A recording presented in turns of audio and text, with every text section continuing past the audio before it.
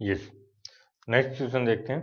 ये बोलता है कि एक निश्चित चक्रवृद्धि ब्याज के दर से कोई रेट है, 4 साल में जो 4800 रुपये हैं ये 6000 रुपये बन जाते हैं, तो 12 साल में कितने रुपए हो जाएगा? ठीक है ना। अब इस क्वेश्चन में ये क्या बोल रहा है कि आपके पास 4800 रुपये थे और वो 4 साल में 6000 रुपये बन गए। ठीक है, तो 12 साल में क्या कितने रुपए बन जाएंगे? तो यहाँ पे जो कंपाउंड इंटरेस्ट है उसकी एक अलग प्रॉपर्टी है। ठीक है ना, उस प्रॉपर्टी को समझते हैं। क्या हो रहा है कि आपके पास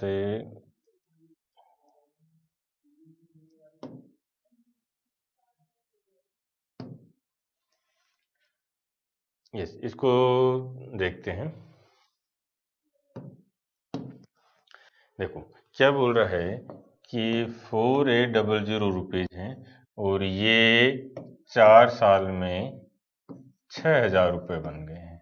ठीक है, तो जो कंपाउंड इंटरेस्ट है, ध्यान से समझोगे, यदि हमारे पास P1 कोई अमाउंट है और ये T ईयर्स, ठीक है ना, कोई भी वैल्यू हो सकती है T ईयर्स में, यदि ये A1 अमाउंट बन रहा है, ठीक है, तो यहाँ जो इंक्रीज है, जो रेट है R%, उस रेट को अपन बोलेंगे इफेक्टिव रेट। ठीक है ना, ठीक है, इफेक्टिव रेट।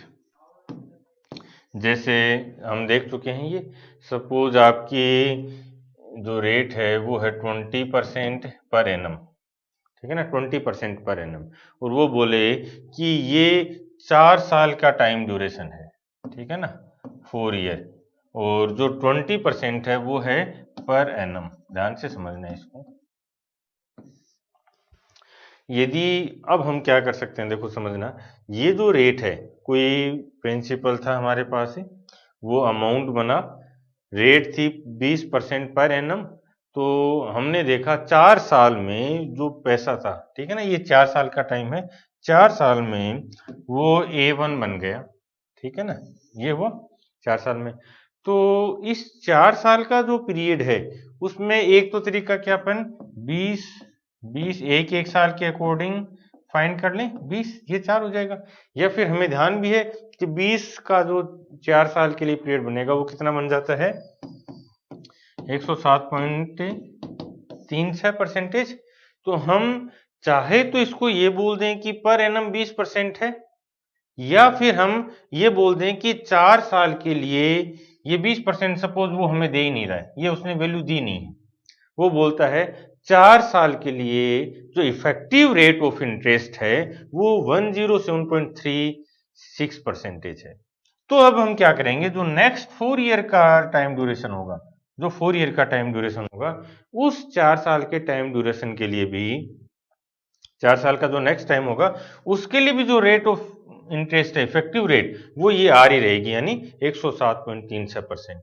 अगले 4 साल के लिए भी ये होगा। तो जितने भी 4 साल के टाइम ड्यूरेशन आएंगे उन सब के लिए ये वैल्यू रहेगी।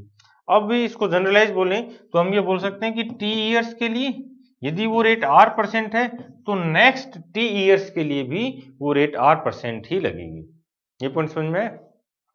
अब यहां पे देखते हैं।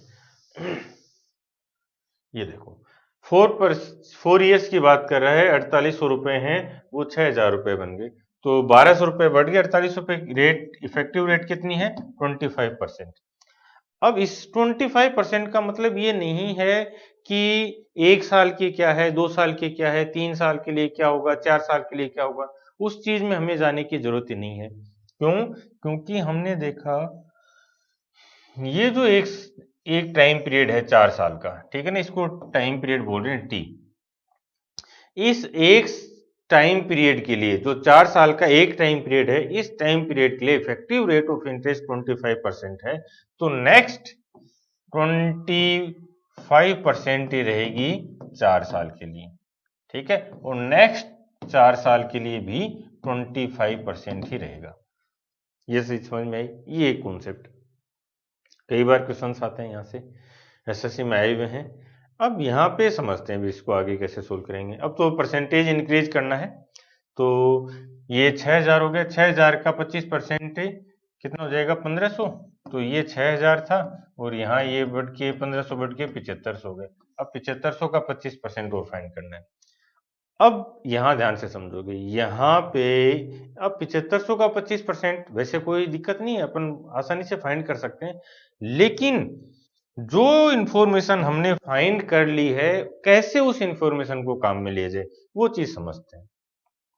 ये जो 7500 है ये कैसे बना है, 6000 प्लस 1500 से बना है, ऐसे तो बना। तो 6000 का 25% ये तो हमने अभी अभी फाइंड किया है, कितना होता है, 1500 होता है, ठीक है ना। ये तो 1500 हो जाएगा। समझना, बहुत इंपॉर्टेंट पॉइंट है कि कैसे हम जो इंफॉर्मेशन फाइंड कर चुके हैं उसको अप्लाई करें। क्लियर हुआ। तो और ये तो क्या है, वैल्यू इजी है इसलिए आप 7500 का भी फटाफट फाइंड कर लोगे, लेकिन यदि ये वैल्यू कॉम्प्लिकेटेड होंगी तो आपकी कैलकुलेशन बढ़ जाएगी, ठीक है ना। यहीं पे देखना आप कैसे डिफरेंस आता है। और तो 6000 पे इस 7500 को हमने कैसे देखा, इसको देखा 6000 प्लस 1500 और 6000 का अपन 25% हम फाइंड कर चुके हैं। तो इसमें जो वैल्यू जुड़ेंगी वो क्या क्या हो जाएंगी, एक तो 1500 जुड़ेगा प्लस, ठीक है। अब 1500 इसमें डायरेक्ट ही जोड़ दो आप, कितना हो जाएगा 9000। तो एक तो हो गया 9000, ये जुड़ ही गया। कुछ भी नहीं करना था, देखो क्या किया हमने, 6000 का 15 ये 25% किया 7500, तो 7500 में अब एक 1500 और जोड़ देंगे, क्यों, क्योंकि 6000 वाला पार्ट है उसका 25% तो 1500 होगा, तो 9000 हो गया। हम एक डायरेक्ट एक लाइन में यहां पहुंच गए। अब 1500 का 25% और फाइंड करना है। 1500 का 25% देखो, इन चाहे दोनों तरीके से देख लेते हैं। 1200 का 25% 300 और 300 का 25% 75, 375 और जोड़ना है तो वो यहां जुड़ जाएगा 9375। चाहे आप ये 15 से मल्टीप्लाई कर सकते थे 25 को, 25 10 250 प्लस 125 375, तो भी 9375 आ जाता, ठीक है ना। क्लियर है। और यही वैल्यू 7500 है, ठीक है। इसके लिए यदि अपन फाइंड करते 7500 का 25%, ठीक है, तो वो वैल्यू क्या आती है, देखो यहाँ पे जो कैलकुलेशन बनती है 25% है तो 75 को 25 से गुणा करना था, ठीक है। तो 25 से मल्टीप्लाई कर दें, 75 को 25 से मल्टीप्लाई करना है। तो अलग अलग मेथड्स हैं, आपने जिस जैसे भी किसी भी पार्ट पे सोल्व किया है वैसे कर दो। अब मैं 25 के लिए सोल्व कर रहा हूँ पूरा, ठीक है। 25 को 5 से मल्टीप्लाई किया, 25 5 125, ठीक है। तो ये 25 रख दिया, एक कैरी आ गया, 25 7 175 और एक ये जोड़ देंगे तो 176, ठीक है ना। ये बन जाएगा 17, ये क्या कर दिया 25, अच्छा 12 कैरी आएगा ना, ये 2 डिजिट लिख दिया, ठीक है। 25 को 5 से मल्टीप्लाई किया तो 125 आ गया, 12 कैरी होगा। और 25 को फिर हमने दोबारा मल्टीप्लाई किया 7 से, 25 को 7 से मल्टीप्लाई किया 175 और 12 1875, 187 हो जाएगा, ठीक है। तो ये जो 1875 है अब ये जोड़ना है, देख पॉइंट समझना। अब ये हम 7500 में जोड़ेंगे तो ये जो वैल्यू जोड़ने वाली भी पॉइंट है, तो यहां भी हमें ये वैल्यू लिखनी पड़ेगी एक बार। तो हम इसको अब ऐसे जोड़ देंगे, ये 93, है। और इसी पॉइंट पे यदि ये वैल्यू टफ होती, थोड़ी सी लेंथ होती, 4 डिजिट है 5 डिजिट होता और जीरो नहीं होते, तो ये कैलकुलेशन दोबारा बढ़ जाती, अननेसेसरली हम दोबारा कैलकुलेट कर रहे हैं। मेरा पॉइंट समझना बहुत ध्यान से। अब हम क्या करें, इसकी बजाय डायरेक्ट क्या किया हमने, हम जो वैल्यू फाइंड कर चुके थे उसी को अप्लाई कर दिया। 7500 इसका मतलब 6000 प्लस 1500 था, तो 6000 का 25% हम फाइंड करके 1500 वो इसमें जोड़ दिया 9000, फिर 1500 का 25% 375, तो 9000 9375। चाहे हमने 2 सेकंड बचाए लेकिन हमने बचाया। और जैसे आप बार बार अपने माइंड को ये ट्रेनिंग दोगे कि मेरे लिए 2 सेकंड भी इंपॉर्टेंट हैं, तो माइंड वैसे समझने लग जाएगा। पॉइंट समझ में आया। तो यहां से ये पॉइंट क्लियर हो गया कि, और अगले यदि 4 साल की बात करेगा तो भी क्या करेंगे, 9375 इसका 25% फाइंड कर लेंगे, ठीक है।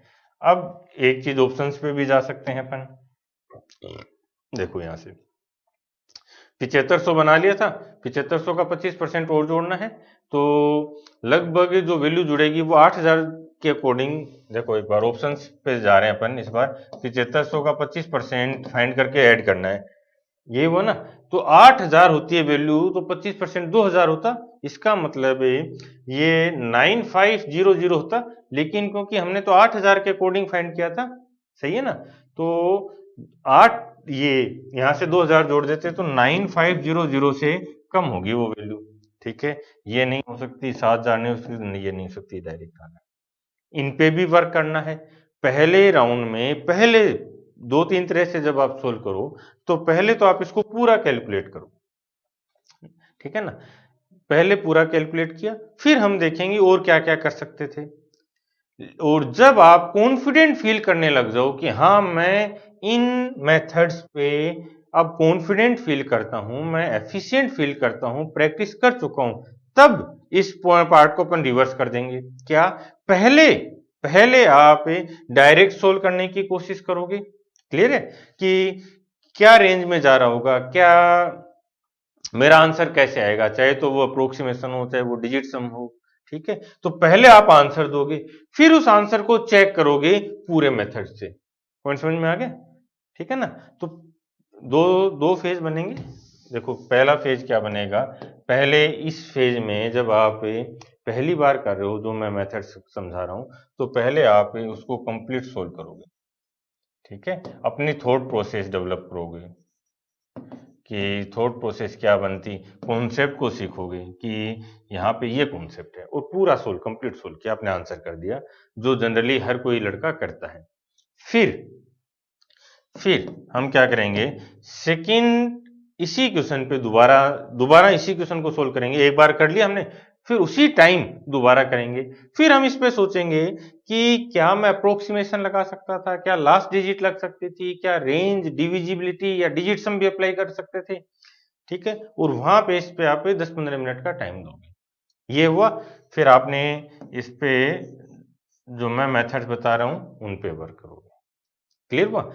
फिर धीरे धीरे क्या होगा, आप कॉन्फिडेंट फील करने लग जाओगे, आपको समझ में आएगा कि किस लेवल पे कौन से क्वेश्चन में कौन सा मेथड इफेक्टिव है, ये। इसके बाद क्या होगा, सेकंड राउंड, ये तो हुआ आपका फर्स्ट राउंड। सेकंड राउंड में क्या होगा, पहले हम न्यून अप्रोच अप्लाई करेंगे, ठीक है। न्यून अप्रोच, डिजिट सम, डिविजिबिलिटी, ये सब। तो पहले राउंड में आप न्यून अप्रोच से आंसर करोगे, पहले राउंड में न्यून अप्रोच से आंसर कर दोगे। फिर उसी टाइम उसको आप कंप्लीट सोल्व करोगे और चेक करोगे, कंप्लीट सोल्व करके चेक करोगे कि जो आर्ग्यूमेंट्स, जो मेथड आपने अप्लाई किए, क्या उनसे सही आंसर आ रहा था, ठीक है ना। और ये प्रोसेस फिर ये चलता रहेगा, और एक दिन आपको इस लेवल का कॉन्फिडेंस आ जाएगा कि आप केवल इस न्यून अप्रोच से ही आंसर करोगे, कंप्लीट सोल्व नहीं करोगे, ठीक है। और जिस दिन ये कॉन्फिडेंस आ जाता है, तब आप ये मान लेना कि आप बहुत आगे आगे हो अपने कॉम्पिटिटर्स से। और जब हम एग्जाम में बैठेंगे, एग्जामिनेशन हॉल में होंगे, जब हमारे पास 1 घंटा या 2 घंटे का टाइम लिमिट होगा, तब हम केवल यहीं से आंसर करेंगे, ठीक है ना। तो ये इस पूरे प्रोसेस को आप फॉलो करोगे।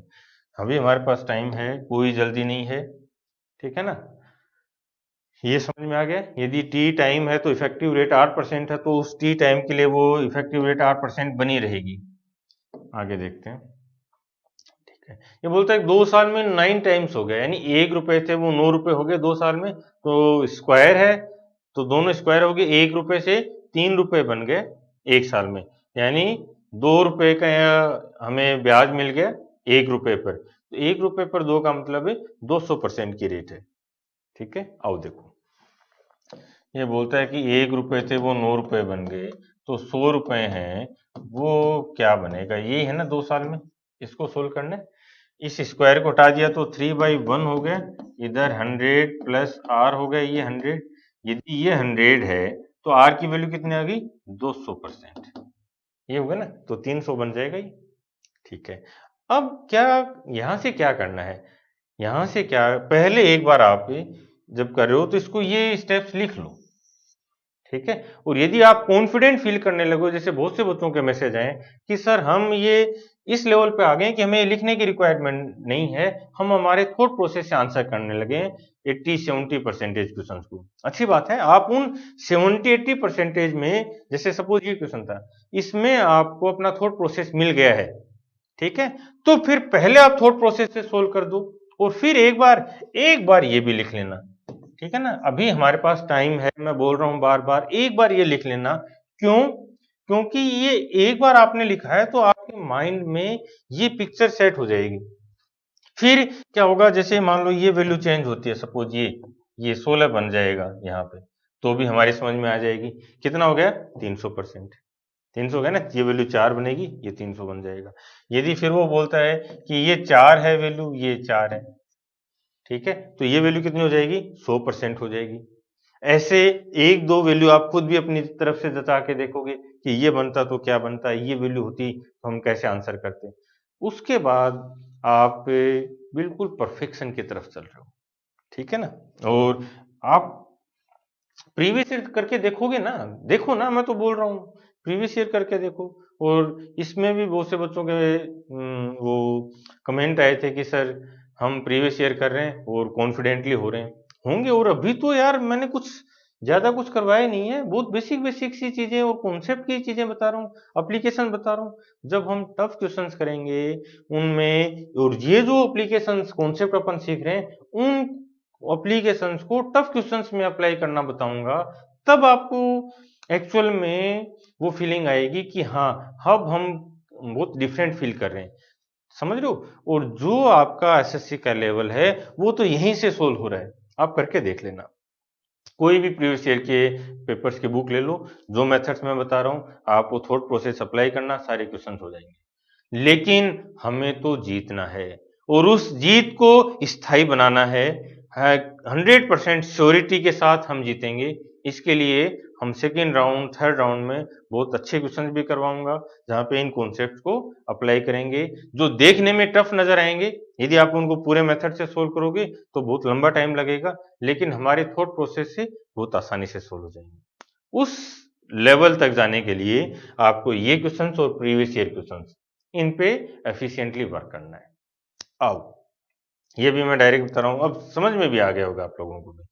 16/9 हो गया 2 साल में, तो दोनों तरफ से स्क्वायर रूट कर देंगे इनका। 4/3 यानी 3 रुपए थे वो 4 रुपए बन गए, 33.33%। क्लियर है ना? देखो, और ये बहुत कॉमन है, एसएससी, बैंक, रेलवे, इनमें ये ऐसे क्वेश्चन खूब मिल जाएंगे आपको। क्या बोलता है कि जो किस रेट पर कोई धन 2 साल में स्वयं का 16/9 गुना बन जाता है। इस 16/9 गुना का मतलब भी समझो आप।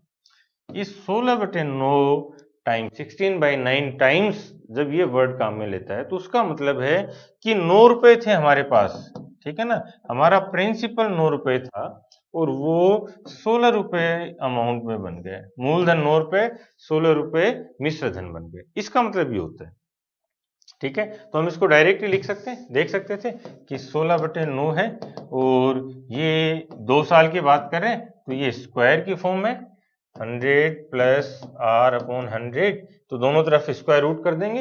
ये 4/3, ये 100 प्लस r/100, तो इस ये सब लिखने की रिक्वायरमेंट ही नहीं होगी ना।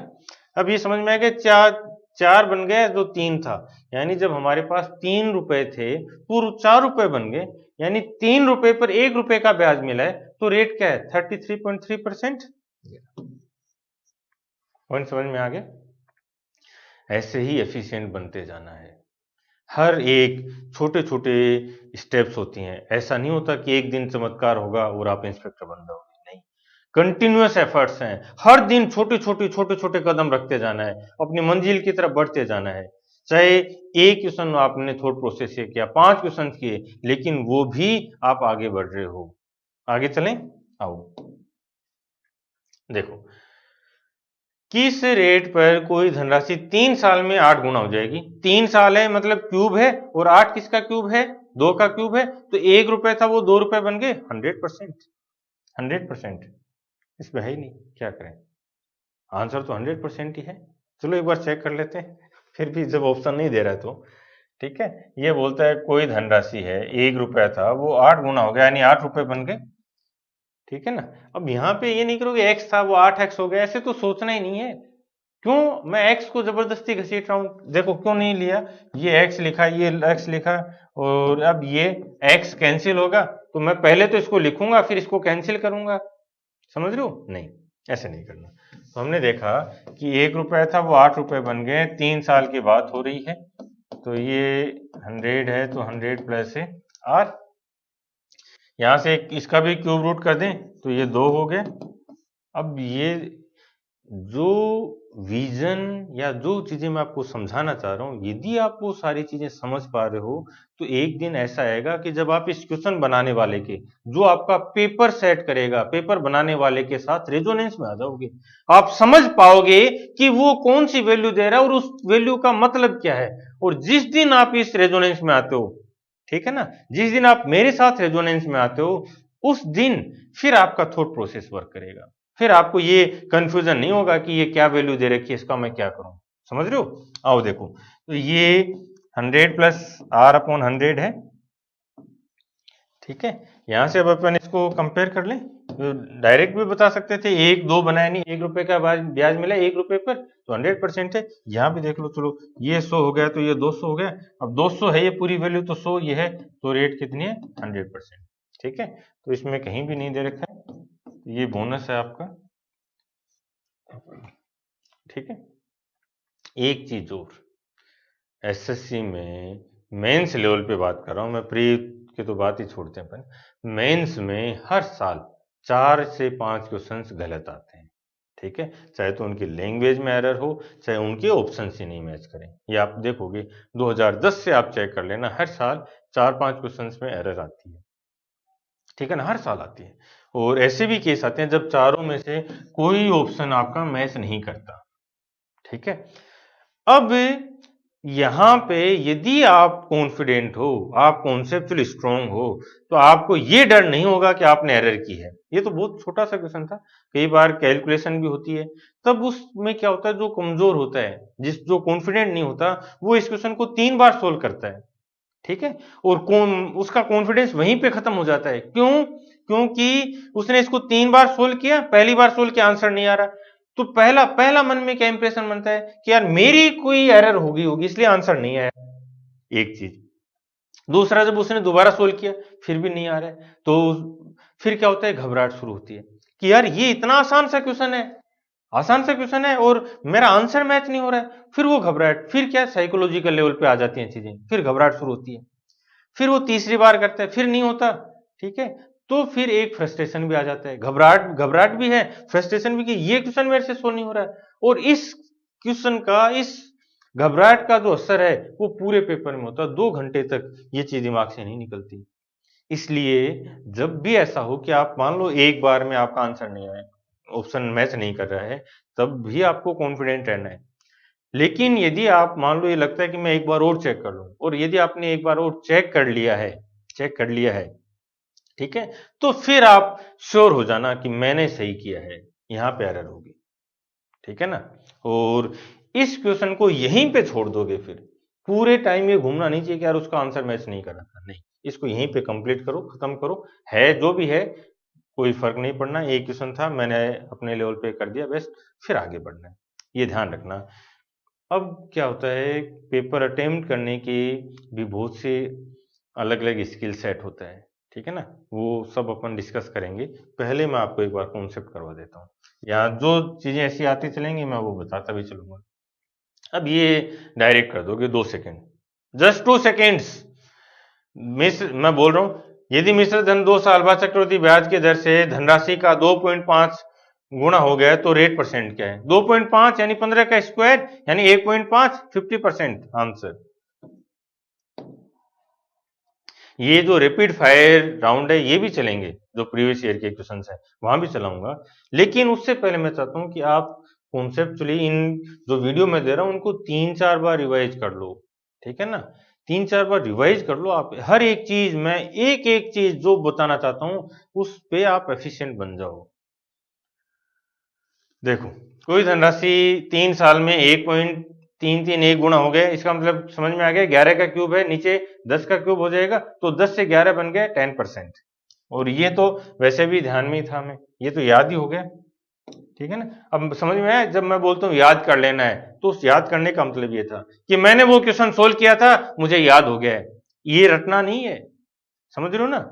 ये इस एस्पेक्ट में और जो आप रटना समझते हो उसमें बहुत डिफरेंस है। देखो मैं इस क्वेश्चन को कर चुका हूं, कई बार मैंने किया है, तो मैंने अपने माइंड को इतनी अच्छे से ट्रेनिंग किया है, इतनी अच्छी ट्रेनिंग दी है कि मैंने ये क्वेश्चन किया था तो मुझे याद हो गया कि 3 साल में 1000 रुपए 1331 बन जाते हैं 10% की रेट पे।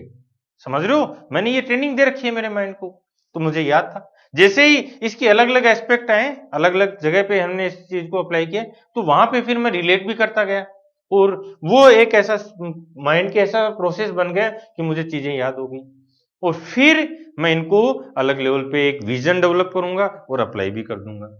ये रटना नहीं है, समझ रहे हो, रटना डिफरेंट है।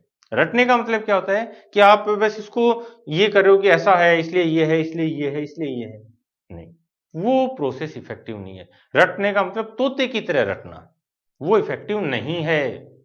समझ में आई बात, आगे चलते हैं। यस, ये बोलता है कोई धनराशि 4 साल में चक्रवृद्धि ब्याज से स्वयं का 2 गुना हो जाता है तो समान ब्याज की दर से स्वयं की 8 गुना कितने में हो जाएगी। 4 साल में 2 गुना हो रहा है, ठीक है ना। चलो इसको डायरेक्ट भी देख सकते थे, 4 साल में 2 गुना तो अगले 4 साल में 2 गुना 4, और अगले 4 साल में 2 गुना 8, यानी 12 साल में। चलो देख लेते हैं एक बार। 4 इयर्स का टाइम ड्यूरेशन है, 1 रुपए थे, ये 2 रुपए बन गए, 2 गुना हो गया। फिर जो इफेक्टिव रेट, अब रेट की भी हम यहाँ पे रेट भी फाइंड करने की रिक्वायरमेंट नहीं है भाई, ठीक है ना। क्यों? क्योंकि जो परसेंटेज इंक्रीज है, देखो आर्यन रेशो में है, एक चीज समझ में आ गई होगी, ए बी सी डी, तो हम चाहे तो ये बोलें कि ए से सी तक 20% का इंक्रीज है, 20% बोल दें, या हम ये बोल दें कि ये 1/5 का इंक्रीज है, ठीक है ना। या दूसरा देखो, ए बी सी डी ये वैल्यू है, हम ये बोलें कि ये 3 गुना हो गया है, 3 टाइम्स हो गए, या ये बोलें कि 200% का इंक्रीज हो गया, ठीक है। तो दोनों एक ही बात है। यहां पे चाहे तो आप मल्टीपल के फॉर्म में जनरेट कर लो आर्यन रेशियो को, ठीक है, और चाहे आप परसेंटेज इंक्रीज की फॉर्म में बोल दो, दोनों एक ही चीजें हैं, समझ में आए। तो यहां पे चाहे तो हम इसको परसेंटेज इंक्रीज बोलें, चाहे हम इसको मल्टीप्लायर के फॉर्म में बोल दें। देखो दोनों देख लेते हैं, क्या क्या क्या बताना चाह रहा हूं मैं। फिर अगले 4 साल में क्या होगा, ये डबल हो जाएगा 4 रुपए, फिर अगले 4 साल में क्या हो जाएगा 8 रुपए, तो 8 टाइम्स हो गया। कितना टाइम लगा, 4 8 और 12 साल में वो 8 गुना हो जाएगा, समझ में। अब हम इसको ऐसे भी देख सकते थे कि ये 100% रेट है, जो इफेक्टिव रेट है, ठीक है, जो इफेक्टिव रेट है वो कितनी है, 100%, ठीक है। अब यहाँ पे 4 साल की बात हो रही है और जो इफेक्टिव रेट है वो 100% है, तो यहाँ ये इफेक्टिव रेट 100% कैसे अप्लाई करोगे। 2 रुपए है अब हमारे पास, ठीक है ना, वो ध्यान से समझोगे इस पॉइंट को। 2 रुपए हैं यहाँ पे हमारे पास, और 100% इफेक्टिव रेट है। 100% मतलब हमें 2 रुपए ही मिल जाएंगे इस बार ब्याज के, तो 2 रुपए तो थे, 2 रुपए और मिल गए, तो कितने रुपए हो गए, 4 रुपए हो गए अब हमारे पास, ये अगले 4 साल में, ठीक है। और अगला जो 4 साल आएगा, 4 इयर्स, जो नेक्स्ट 4 इयर्स हैं, उनमें भी effective rate of compound interest, ठीक है, वो क्या है, 100% ही है, वो भी 100% है, 100%। अब यहाँ पे ये बात करेंगे अपन उस 100% के लिए, यहाँ पे कि 4 रुपए हैं, 100% है, इसका मतलब 4 रुपए ब्याज मिलेंगे तो 8 रुपए हो जाएंगे, ठीक है ना।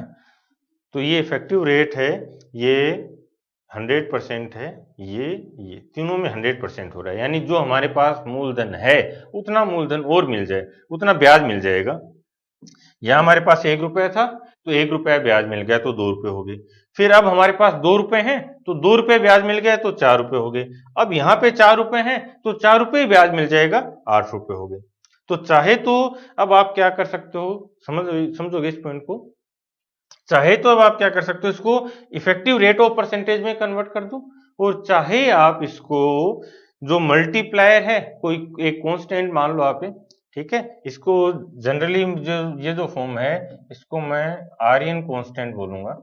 ठीक है, जो एडवांस आर्यन रेशियो है वहां पे इस चीज को बार बार अप्लाई करेंगे। ठीक है ना, अभी इसीलिए मैं आपको ये जो टर्मिनोलॉजी ये नहीं बोल रहा, अदरवाइज ये आर्यन कांस्टेंट होगा हमारा। ठीक है, जो मल्टीप्लायर है। तो यहाँ हमने इसको चाहे मल्टीप्लाई कर दो, मल्टीप्लाई करेंगे तो क्या हो जाएगा, एक का डबल हो गया, दो का भी डबल हो गया, फिर चार का डबल हो गया। क्लियर हुआ। अब हम इसको ऐसे भी देख सकते थे, सपोज ये बोलता कि 6 साल में 60% का इंक्रीज है। ठीक है, तो अगले 6 साल में भी 60% का इंक्रीज होगा। तो चाहे तो आप वो 60% फाइंड कर दो, एक ही बात है, चाहे 1.6 से मल्टीप्लाई कर दो, तो दोनों एक ही चीज है। क्लियर हुआ।